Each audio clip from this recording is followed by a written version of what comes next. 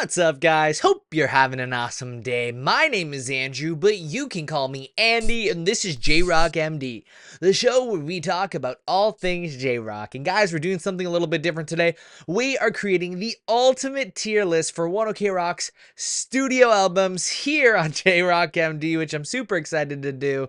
So let's jump into it.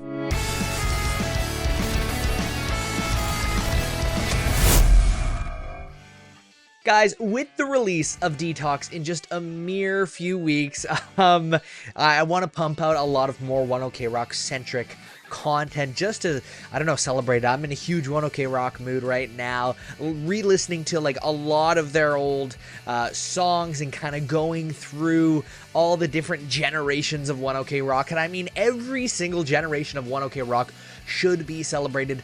That said, I've never really thought about at all like which, song is my ultimate favorite One OK Rock song, or which album is like the best, right? So I did a lot of research and I kind of went to the web. I went to Reddit, I went to ChatGPT to learn about all the Spotify and Apple Music metrics of the songs, looking at kind of like the billboards, going through Wikipedia to learn about the history of each of the albums, and really just kind of educate myself on like what the ultimate fan thoughts were on the albums, what the critical thoughts were of all of their studio albums, and then kind of like doing a little bit of retrospection, a little introspection on what are my opinions on all of their albums, right? Which album is the best? And again, this is going to be objective. Your tier list can look different from mine. Everybody's tier list is going to look different. Different albums are going to speak to different people. Across the board, there were some albums that, fell short on a lot of people's lists. And then there were some albums that were automatically like S-tier albums. So I'm going to create my own list with all of that in mind. I'm going to keep in critical reception. I'm going to keep in what you guys think. And I'm going to keep in really just all aspects of what makes these albums very great. Again, just a heads up before we jump into creating this tier list, I am only doing their official studio albums, so that means all of their singles, all of their, single releases, any EPs, their pre-studio stuff like Keep It Real or One OK Rock. We're not including that. We're not including things like Skyfall, which was the limited release with their Ambitions tour, so none of that's included. We're going hardcore press studio albums. Second piece of housekeeping is that for the sake of this, we're gonna stick to the Japanese versions, right? So I got some guys here, right? When we talk about Luxury Disease, we're gonna talk about the Japanese version. When we talk about Eye of the Storm, we're gonna talk about Japanese version. When we talk about Ambitions, we're gonna talk about Japanese version. And of course, when we talk about 3535, we're gonna talk about the Japanese version. I just did those in no particular order. I guess I did do them in the proper order, going backwards. But yeah, and then of course anything before that will be just the regular studio versions. I'm super excited. Again, this is going to be super casual. I'm going to talk to the camera, kind of introspect. I could be swapping them throughout it as I start to think about it. I got a couple references in front of me, so why don't we just do this thing? And guys, if you love One OK Rock content, you gotta subscribe to the channel, hit that bell notification, and of course, like this video. Let's go. Alright, so we've got our tier list up here with all of the album artwork. Oh, I'm actually super excited. I've actually never made a tier list before for anything, so this is new for me. All right, so as I look here, why don't we just go in order when starting with Zetaku. Zetaku is their first ever studio album from 2007. This was when they debuted with Amuse. And I mean, this album, right? Like, it's the best for like pure J-Rock roots, right? A lot of bangers on here we love, like Kimuri, Yume. This stands out. We got Etc. on there. We've got Naihi Shinso Show, I believe it's called. There's a lot on this album that, is just that kind of like really like you know, pedal to the metal Japanese rock, and a lot of people kind of go back to this this era of One OK Rock. You know, they started out, they were young, they were hungry for it. That said, I mean, it's also true that this album, it's not really polished, right? A lot of the songs are a little bit more scrappier. The production is a little bit more amateurish. I mean, it's really hard to say. I think if we're going in order, for me, and if I'm thinking about how often I listen to this as well as the critical reception, I mean, it did really well, and it really launched them.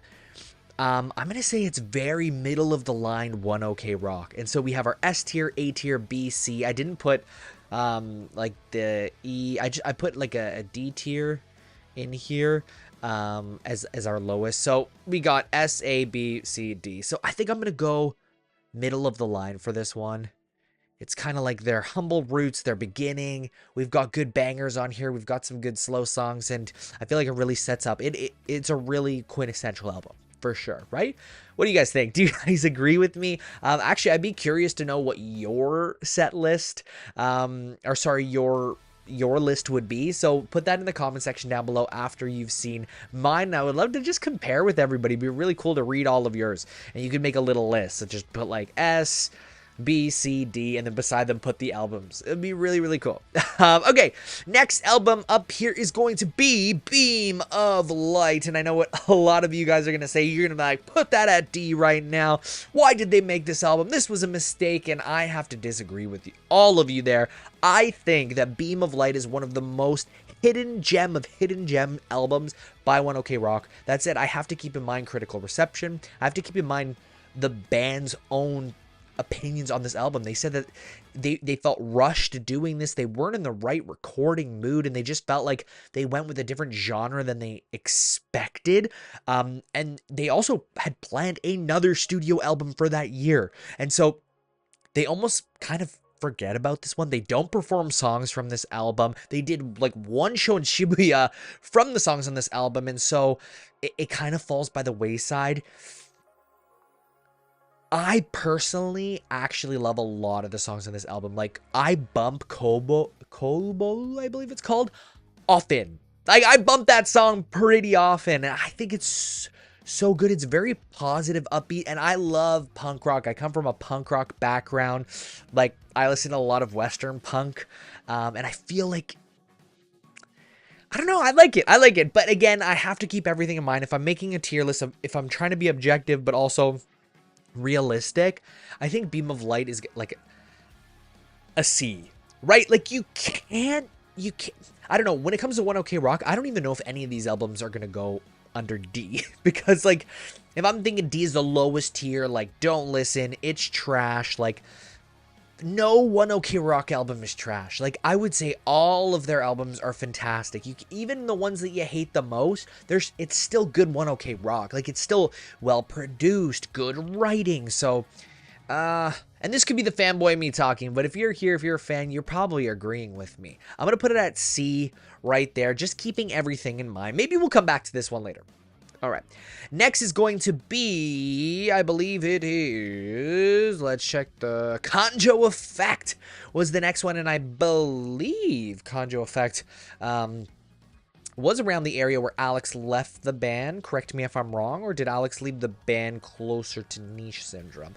Anyways, they were reinventing their sound. They changed their arrangements to include just one guitar, and Toru is the lead, as opposed to Alex, so he was gone there. So their sound definitely changed, but they felt like they solidified their sound here. They were going for more of like an alternative Western post-hardcore kind of band. In this case, they had a lot of Western influences here, like, you know, Linkin Park, the like Muse, and you know, Evanescence. They really, really looked up to these people, and you could see a lot of Western influence, and they were cultivating their sound here. This is Kanjyo Effect. That said, I mean, ultimately, myself and even some of the fans do agree that although there's a lot of good bangers on this album, like I can think of 20 Years Old or Kaimu, these are really, really, honestly, to me, top tier One OK Rock songs. That said, a lot of the other songs are forgettable, fall short. I think that My Sweet Baby's on this album as well. It's a good ballad again, but a lot of newer One OK Rock stuff. Anything after this kind of actually, to be honest, overshadow it. In that case, I think we have to put Kanjyo Effect next to Beam of Light. That said, I might put it in front of Beam of Light. So if we're going in complete order, I'm going to put it in front of Beam of Light. It's almost borderline B, but I would say it is definitely C. Alrighty, very good. How are we doing so far? I mean, do you have a similar list compared to me so far? Is very different? Do you think I'm nuts? Let me know in the comment section down below with your list. I'm super excited to hear about it.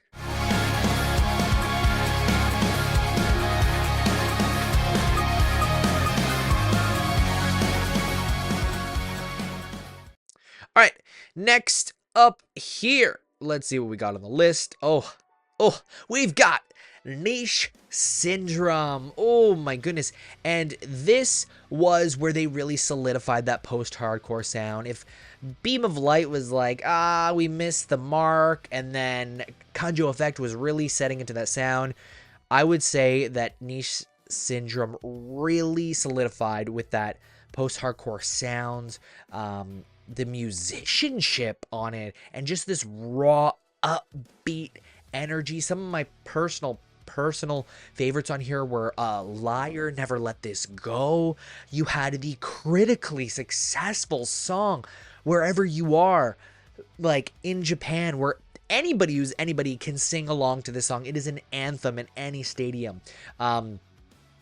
Like, there are just so many good songs from this album to choose from. I feel like it is a non-skip album. You just go through the album. We have Kanzen Kankaku Dreamer on this album too. Like Kanzatsu Communication. Like, I'm just trying to think of all the songs off the top of my head, and they just all slap. Quintessential One OK Rock album. I feel like it's a no-brainer. To me, I can't deny that Niche Syndrome is S tier One OK Rock. Like, it really is like the sound that people, go back to, they love. When you think of One OK Rock, this album comes up almost immediately. It's undeniable.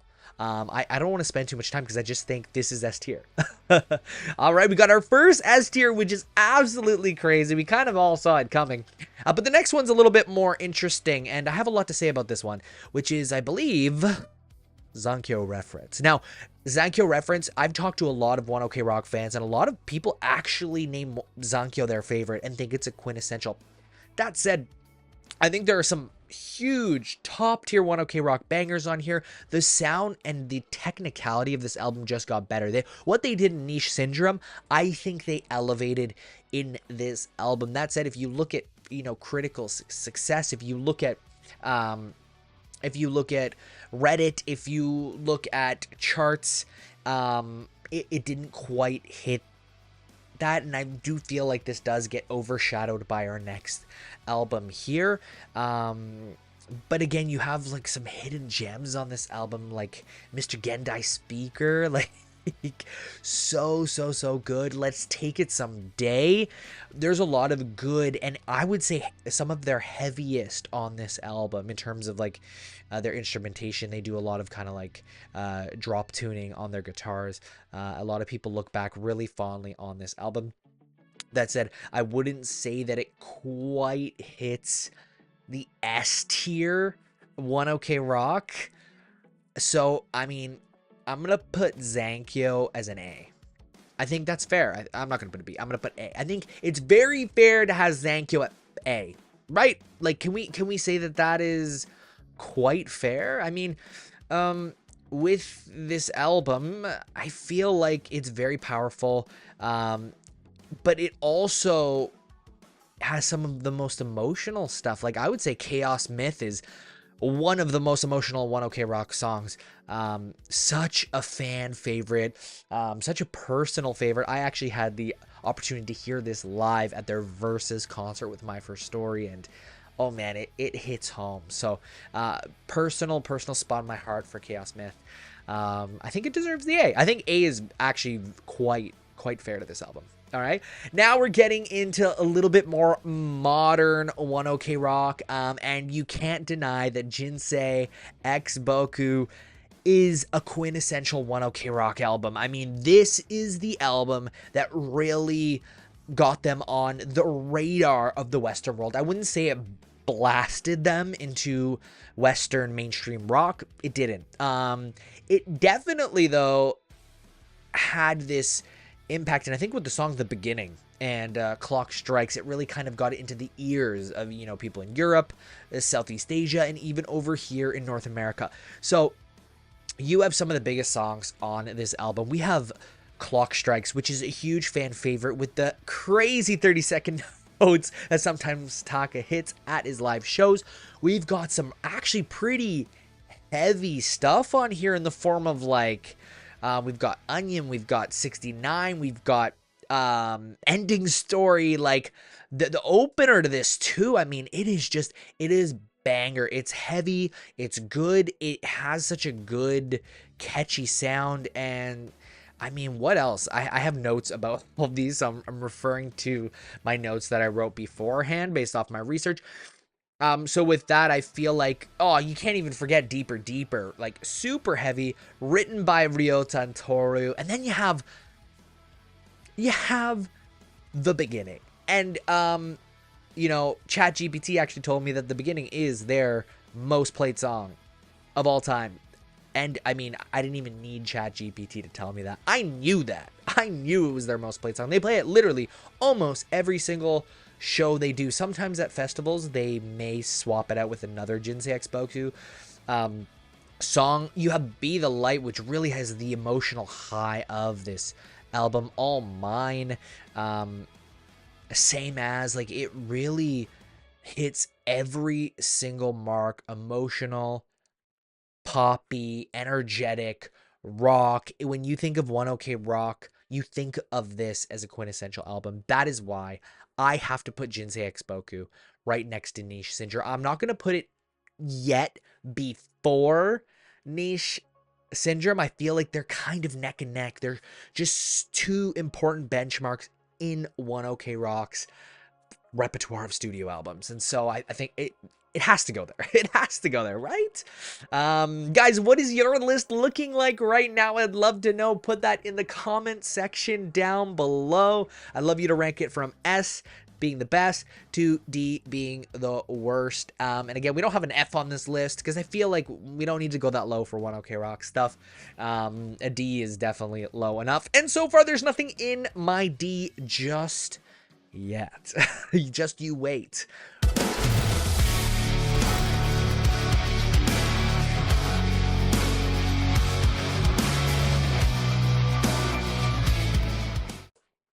Next, we are going to 35, and this is the album that really blasted ONE OK Rock into the mainstream with a lot of the features on the album. I got the album right here. Love this guy here. And again, we are doing the Japanese version, which means all lyrics are in Japanese. But we have, like, Take Me to the Top, which is one of ONE OK Rock's heaviest songs. We've got bangers like Cry Out. We've got really just like Linkin Park, heavy post-hardcore stuff in the form of One by One, Stuck in the Middle, but it honestly doesn't skip out on emotion with songs like Heartache and Fight the Night. I would also argue that this is one of the best live tours that they've done. And yes, I'm talking about the live tour with Taka with the green hair. It's so heavy. Every song is a banger. They performed the hell out of this, and this was a lot of repeat over and over. Now, based off of some fan reaction by scouring Reddit and some other forums, there's actually a lot of fans who thought that they fell short on this album in terms of like writing. They felt like it was a watered down version of their sound. I totally disagree with that. I think that this was innovating their sound. This is where they're like, okay, we know our Western roots, we know our Japanese audience, let's kind of combine those things together, and I thought it really worked. They had some really good features on here. They did a Sleeping with Sirens feature in the form of Paper Planes. that fell short for some people too, because it was really, really poppy and kind of set up their direction in the next album. That said, this one still, honestly, I would say to this day is up there with Zankyo reference as their heaviest album. Like it is neck and neck with Zankyo. Like it would go Zankyo, Jinsei X Boku, and this. Like they are all side by side. They kept that heavy sound, but they weren't afraid to westernize it. And you know, they started in this album releasing dual albums. They released a full English version to appeal to the Western audience, to break into that market. I love this album, and I have a bias towards this album. If I was going to go on pure bias, I would give it S tier. You know why? We've got a tattoo of it right here, right? We've got the tattoo going. So, you know, it holds a place in my heart. It was when I really was just like, oh, I love this band. Like, I discovered them with Ambitions, but this band, I was like, oh, now we're cooking. So I'm going to make a decision. And with 3535 and the international exposure it gave them, and its anthemic, epic rock in the forms of Mighty Long Fall and Cry Out, like, this deserves at least an A tier. It's A tier, right? I personally am going to put it in front of Zankyo. I think that's totally fair. Totally fair. And not to spend more time on this to avoid any biases you might think I have, which I do. We all do. I'm going to go to, honestly, one of the hardest albums to pinpoint, and that is going to be Ambitions. Guys, we are on Ambitions right now, and I have the Japanese Ambitions here, and I love this album. Like, I effing love this album. And you know why I love it? Because this is the first One OK Rock album I ever heard. I ever listened to. The first One OK Rock song I think I ever listened to was, I want to say it was Taking Off. And so that song holds such a special place in my heart. It was the first time where I listened to it. And Taking Off is a pop rock song. Like, I'm sorry to say, it is a pop rock song. That said, I feel like it still infuses, it kind of shows us, if we look in retrospect, it shows us the future of One OK Rock, yet holding on to what One OK Rock was, how they started. It's such an interesting, like, middle ground song. First song, it holds a special place in my heart. I actually first listened to the Western version of this album, which actually differs quite a bit. But after discovering that they do different versions and that the Japanese version, actually, the songs were different, which threw me off. I'm like, why are we gatekeeping? But it could have been that this is the first studio album where they signed on with Fueled by Ramen, which, Fueled by Ramen, I mean, they signed people like, you know, Simple Plan, All Time Low, I believe Avril Lavigne as well. And so they are pop punk, like, studio, like they are at the forefront of that genre here in terms of producing and labels. So that could have been the reason why they were still with A Sketch, which I believe is a part of Amuse, if I'm not wrong. And if this is all gibberish, I mean, we're just talking like studio names and who owns who and all that stuff, which is important, but really not. I mean, the Ambitions opener was tight as hell. But at the end of the day, some people thought that they leaned too much into pop territory, pop rock territory, and they lost their post-hardcore vibes. I can argue songs like Bombs Away and Bombs Away specifically as being one where it's like not really. They still have that kind of old sound to it.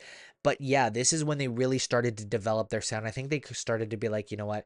We have a bigger goal. We can compete with Western legends in the pop punk rock space, and we're going to do it. They had features with Avril Lavigne on the song Listen. They featured 5 Seconds to Summer. They had All Time Low's lead singer, right, in which one was it? I believe it was Jaded, right? They had Mike Shinoda helping with writing credits on One Way Ticket. Like the influences in this album, it's like they had a goal, they had a dream. They're starting to achieve that with this album right here that I have in my hands. And how can you not respect that? So I do want to spend a little bit more time on this album because I feel like it's well deserved. Like we are, right? This is like quintessential top tier stadium rock that really kind of blasts them into the mainstream. And it is a song that is a fan favorite at any tour. When they don't play, people are like, what? We're not playing We Are?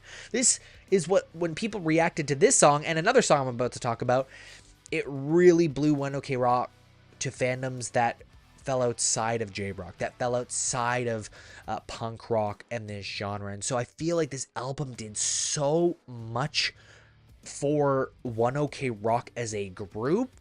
It was literally their one-way ticket to Western stardom. They started playing bigger shows, like in Toronto before they were playing Danforth Music Hall, like a 500 to 800, maybe 1,000 capacity, to Rebel, which is leaning on 4,000, 3,000 to 4,000 in capacity. They started tripling capacity numbers when touring. They started to go to bigger venues in Asia, and so it's such an important album. And they've even said it themselves. They thought this was going to be their last one. They thought, like, you know, whatever happens after this, we really don't know. And so I think it does have a mainstream appeal. I think that it's really good stadium rock. I think that they missed a lot of their heavier sound. That said, it was solid. It was a solid release. If I had my bias, I would put this in an A. But because I know how a lot of you feel about it, and its critical acclaim in Japan specifically, I'm not talking about in the West, I'm going to put it as a B tier. And I'm going to put it in front of their first ever studio album. Okay? Again, I might make some adjustments later on here, but this is what we are looking at. I'm doing it in order as well. So this is kind of a sliding scale. All right. We need a water break here, and you guys need a commercial break.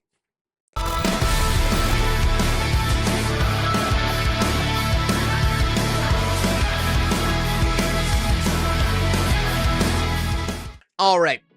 If you like that plug, hit me with a like. I'm just trying to push One OK Rock out there. They deserve the world. And with this next tour coming up, Detox, North America, they've got some big ambition. Speaking of the last album we talked about, going into some of these venues, and I just want them to sell them out. I want them to have everything that they dreamed of and more. All right. We are going to probably the most... If Ambitions was difficult to place, I would say the most controversial One OK Rock album. You cannot deny that this is the most controversial of all One OK Rock albums, of honestly anything One OK Rock has put out. Eye of the Storm. Guys, I don't know where to begin with this because Ambitions was my first album that I listened to from One OK Rock. It was already out at the time. I saw them almost a few weeks later at Rebel in Toronto, and I got pretty close to them, and like it was kind of surreal. It was like, oh, I heard this band, oh, they're coming to Toronto, cool. Like I didn't really factor in how big they were in Japan. I didn't really know. I just thought like, oh, they sound cool, they're out of Japan, I'm interested in Japan, I want to go there in 2 years. Like, cool, let's do it, and just kind of immerse myself in that environment. But by the time we rolled around to 2019 with, was it 2019? I believe it was 2019 with Eye of the Storm. I started to understand a little bit more about their place in J-Rock. I started to understand about their place in the Western world. And with Eye of the Storm, I wasn't following the build up to it. But I do remember when they released, I believe it was their first single, Change, from the album. I was a little confused. I was like, oh, this is very different. It's very like electronic and stuff, but it was very positive. It was very upbeat. And I knew the message right away. I was like, oh, they're changing their sound. I've always been punk rock guy. I've always been into the punk rock, pop rock, emo music, emo scene, all that kind of stuff. Little metalcore, even some new metal, right? And my brother's a huge metalhead, and so I've always been around that. I've gone to like the Rockstar Energy festivals, Vans Warped Tour, Monster Energy, like Heavy Metal Festival in Toronto, like all those, all that kind of stuff, right? But I knew that the tide had changed in the Western world. The Western world was no longer a place where rock was in the mainstream, and it hadn't been for the longest time. And when Ambitions came out, it was honestly a little bit too late to when they could have broken in and really made an impact. I felt like a lot of people in that who really made, you know, punk rock and rock in general. I'm not even gonna subgenre this. I'm talking about rock in general. It kind of took a back seat, and it still takes, I would even say to this day, takes a back seat to, you know, hip hop and as we call it, I don't know what is it called, like you know, the 2008 like financial crisis music, the great crash or whatever, the financial crisis music or whatever they call it. You have a lot of like kind of like R&B and pop music at this time is more like pop. Like it almost created its own genre to the point that rock is just kind of forgotten. Anyways, I'm going off on a tangent. That could be for another video. And like thinking about that, One OK Rock still wanted to do it. They passed Ambitions. They didn't break up. They're like, we're going to keep doing it, but we really want to break into the American market. And what did they do? They went to America. They went to LA. Taka is living in LA. He had friends, and he really started to talk to different producers. And honestly, I see Eye of the Storm as a producing curve for them. And say what you will, Eye of the Storm is actually probably one of their most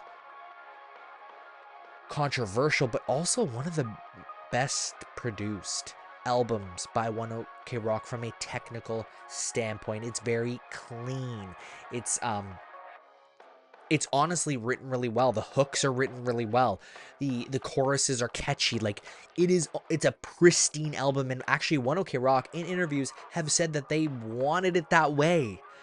They like songs on this album took forever to write because like the hook had to be perfect, right? The chorus had to be perfect. It had to have these perfect notes. It was literally like they were being educated in Western American pop producing. And what did we get from that? We got Eye of the Storm, where we really have one rock song, and it's still kind of borderline on like synthy, which was Eye of the Storm. Honestly, Eye of the Storm, the title song, super underrated song on this thing. And I feel like if that became a little bit more popular, people would have a different opinion. Again, I'm holding the Japanese version, which, to be honest, between the two versions, like the songs that they swapped in and swapped out, I personally don't think will kind of give this any more points. But you do have a lot of emotion in the album. Very polished, poppy songs like Standout Fit In or Wasted Nights. And these songs are actually held in high regard by the One OK Rock fan base and are now staples at any single One OK Rock tour. Because Japan too is having the pop switch. The pop switch. And pop is becoming more popular. So it's a weird thing. By the time this album was released and set in, and you One OK Rock fans came into it through things like reaction videos and YouTube and just being exposed, and Japanese culture and anime becoming bigger overseas, and discovering bands like One OK Rock through maybe other J-Rock bands, people came to Eye of the Storm and they're like, what? Like, I don't know if I want to continue listening to this. Like, I started listening at Jinsei X Boku that I discovered from a reactor on YouTube, and all of a sudden I'm hearing this super poppy stuff. That said, people in Japan embraced it. And maybe some of the older diehards didn't. And I saw a lot of Japanese Reddit threads that trash talk this album to no ends. But at the same time, you can't deny that it has really, really good songs. And like songs like Grow Old, Die Young, Push Back, In the Stars, Giant. man, head high, like very good emotional Western pop songs. Again, some fans thought it was too mainstream. But I'm going to say that it was very well produced. And honestly, it's emotional. I remember having some very reflective moments listening to this that kind of sit into my heart to this day. And it's something different. It's just a different flavor. Okay? So I want to put an end to this one OK pop moniker. I just think it's disrespectful. They changed their sound. They changed it. Yeah, you're absolutely right. But even they recognize that this is not who we are. We are one OK Rock. And that kind of leads us into the next one. So before we go into the next one, Eye of the Storm, I'm going to have to put it down in the C category, but honestly, based off of big hits like Wasted Nights and Standout Fit In, you can't put it behind Kanjyo and Beam of Light. You can't. I'm going to put it as a C, but I'm going to put it in front of Kanjyo and Beam of Light, just because of those two songs. Honestly, I almost want to put it on B. I almost want to put it there, but I'm not, because you guys are going to tear me to shreds. All right, guys, we are almost there, and we have now their most recently released studio album, which is Luxury Disease. I have the Japanese version right here, and man, people say Luxury Disease was a return to form for the band One OK Rock. They are riding it out with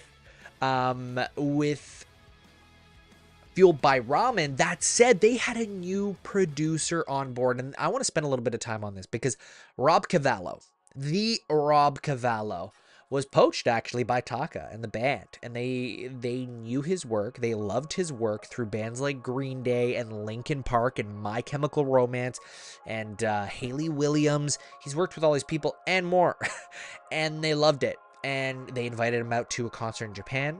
He loved what he heard, and he's like, yeah, let's do it. Let's do your next album. And he's produced it. Rob Cavallo, the guy who literally produced American Idiot and The Black Parade. Like,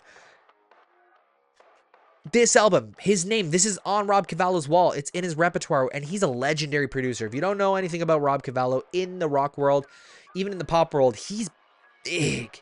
And there's so much that comes along with that. It has a clear sound.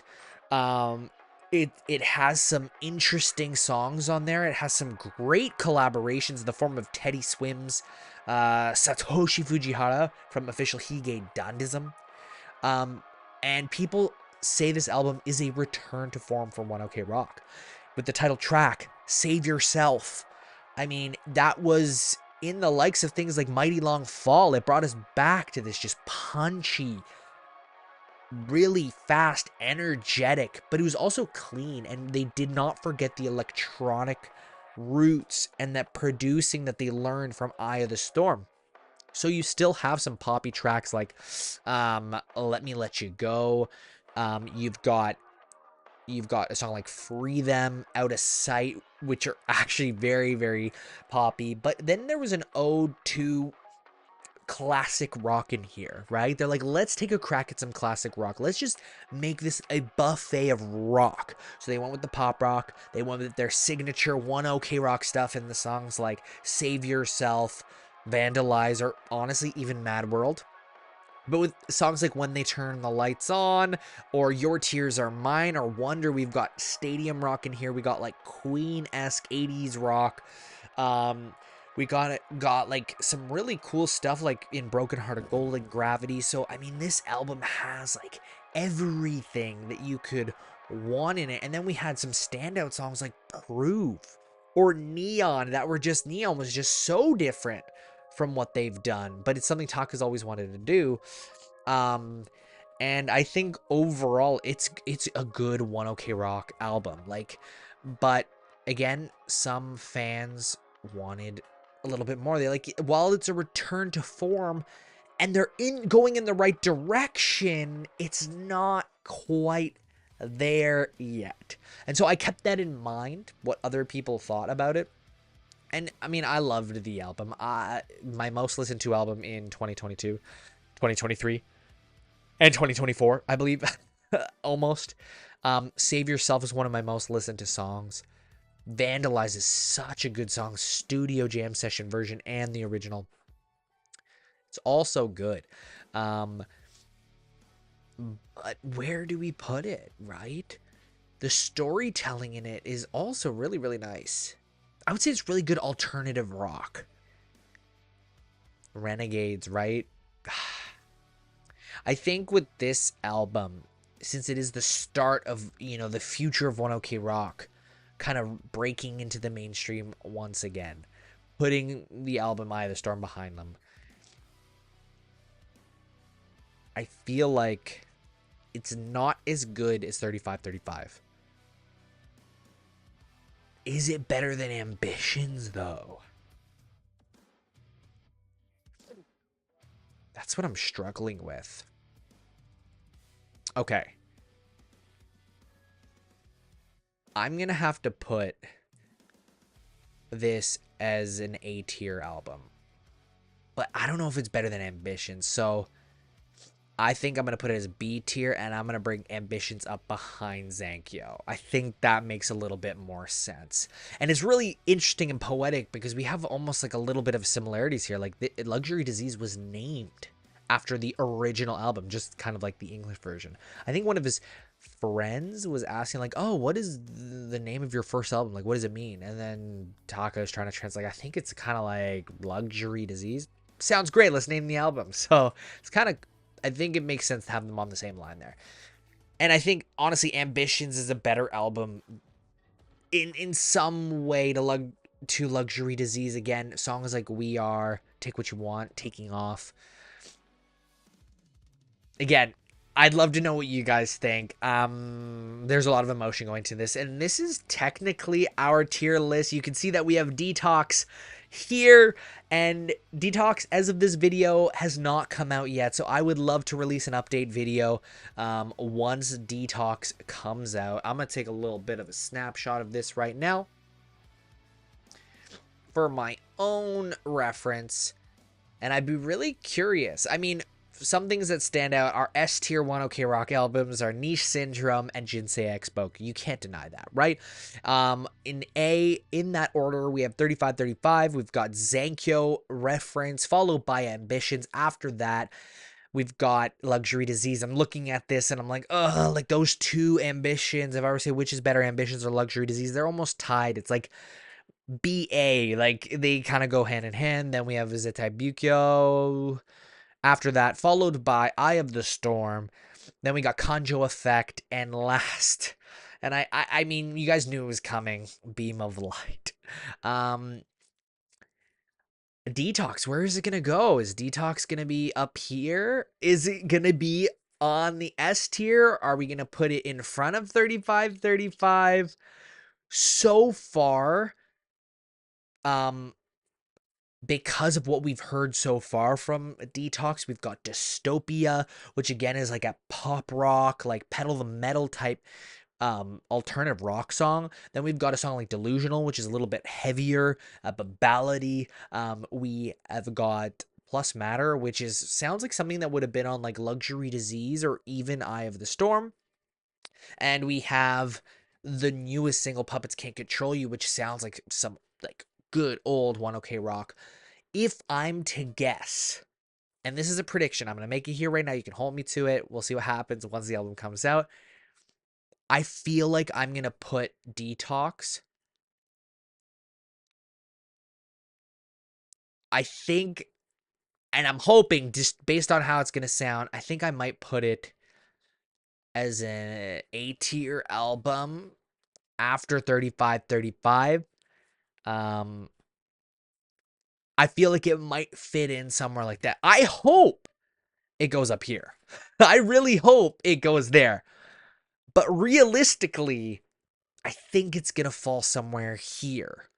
Or it could fall even right there, right? I feel like it could be an A tier. We just have to wait until February 21st. Alrighty, guys. That was my tier list. For One OK Rock studio albums, ranking from S tier to D tier. Luckily, nothing in the D tier, but I'd love to know about your list. If you have not written it out yet, please put it in the comment section down below. Let's compare and contrast. And along with that, give me your prediction on where you think Detox is going to fall on your tier list. I would love to know. If you guys love One OK Rock, please subscribe to this channel. Hit the bell notification so you never miss another One OK Rock video. Until we meet again, I'm going to see you all in the next one.